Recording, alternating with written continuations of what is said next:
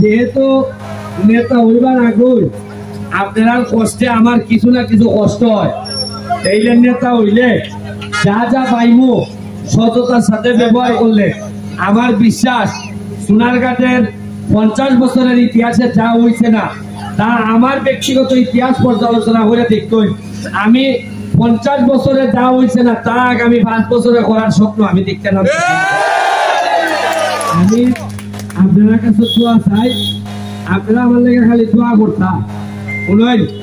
বহুত নির্যাতন নিপীড়ন দাম এই যে রাস্তা দুইটা রাস্তা দিয়ে আইলাম আওয়ার পর মনে হয়েছে যে এই এলাকার মধ্যে কোন নেতা আছে এটা মানুষেরা কইলে মানুষের বিশ্বাসই করতে বলবো যে এই এলাকার কোন এমপি মন্ত্রী আছে।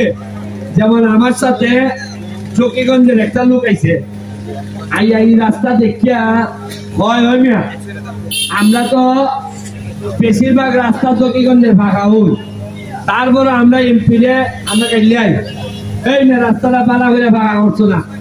তোমরা অবস্থা দেখে তো দেখি যে আল্লাহ যে বাঁচাইছে আমরা এমপি তো আরো ভালো দেখতেছি, তো দেখি পুরা গাতা চলতেছে।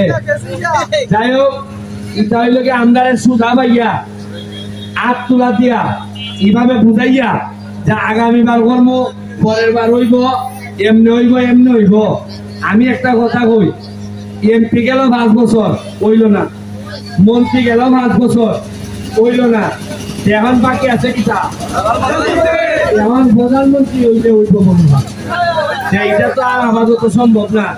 এর লেগে আমার কেন জানি মনে হইতেছে সোনারঘাট মাধবপুরের মানুষ এইবার সিদ্ধান্ত নিছে যে একেবারেই তোমারে মানে মোটামুটি যেভাবে দিলে আর লাগতো না ওইভাবে দিয়া দিব আমার মনে হইতেছে। আমি মহিলাদের যারা আছে তারারে বলবো আপনারা বাচ্চা কাচ্চারা শিক্ষিত করুন। আমি একলা এমপি মন্ত্রী হইয়া কোনো লাভ হইতো না, যদি আপনারা পড়াশোনা না করাইন তাহলে লাভ হইতো না। তবে আমি চেষ্টা করব যদি আমার আপনারা নেতা বানান তাইলে অন্তত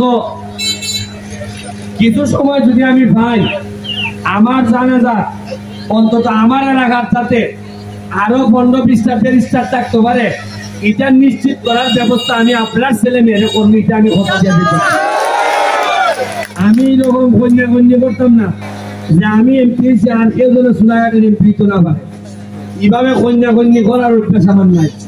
আমি আগে দেওয়ার চেষ্টা করবো আপনারা ছেলে মেয়েরা আগে যোগ্যতা সম্পন্ন বানানি আমার বড় চ্যালেঞ্জ।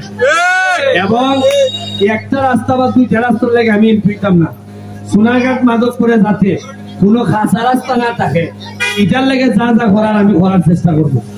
আপনারা আমার লেগে দোয়া করবা, আমি আপনার লেগে দোয়া করে দিতেছি যাতে আল্লাহ আমাদের এই স্বপ্ন কবুল করুন এবং সোনারঘাট মাধবপুরের মানুষের যে যন্ত্রণা এই যন্ত্রণাটা যেন কমাইতে পারেন। এই কথা কইয়া জননেত্রী শেখ হাসিনার লেগে দোয়া চাইয়া আজকের মতো বিদায় নিতেছি। জয় বাংলা।